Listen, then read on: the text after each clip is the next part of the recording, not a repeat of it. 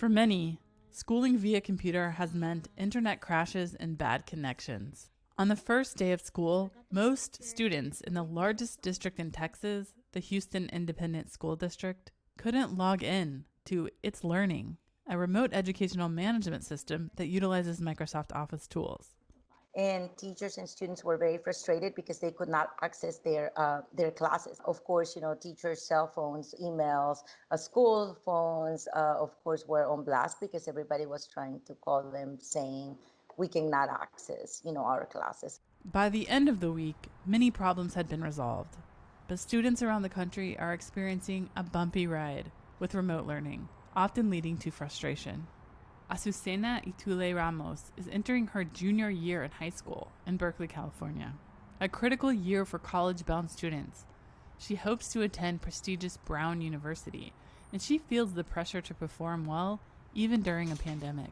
She is learning via the video meeting app Zoom, 3 hours every morning, followed by hours of homework. A lot of the times my eyes hurt at the end of the day, especially with my biology class, which is going twice as fast. I'm having to do 6 hours of homework after school by myself. One of her teachers struggles with technical problems. Not being able to get to the Zoom and she not knowing how to fix that, or like the password not working, and then you're locked out of the class. And she's always like, oh, I don't know what to tell you, it's still due. But I'm like, I don't know what to do if it's not working. Remote learning isn't exactly new.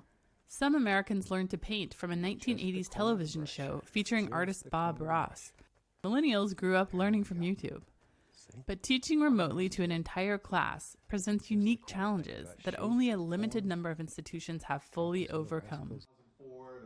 Salman Khan started Khan Academy in 2004, an online education website that features courses in a wide variety of subjects in more than 40 languages, all free. Today, Khan Academy has more than 100 million users worldwide, from preschoolers to college students. Districts are trying to transplant what they were doing in the physical realm and putting it straight onto video conference.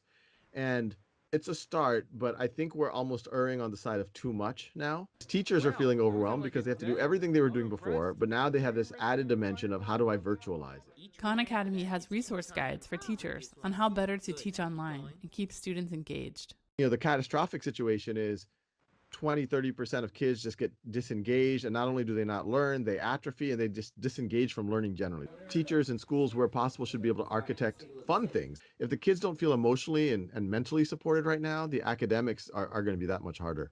To make the most of online learning, he says take frequent breaks. When sites crash, step away. And as is often required during a pandemic, take a deep breath. Dina Mitchell for VOA News, Oakland, California.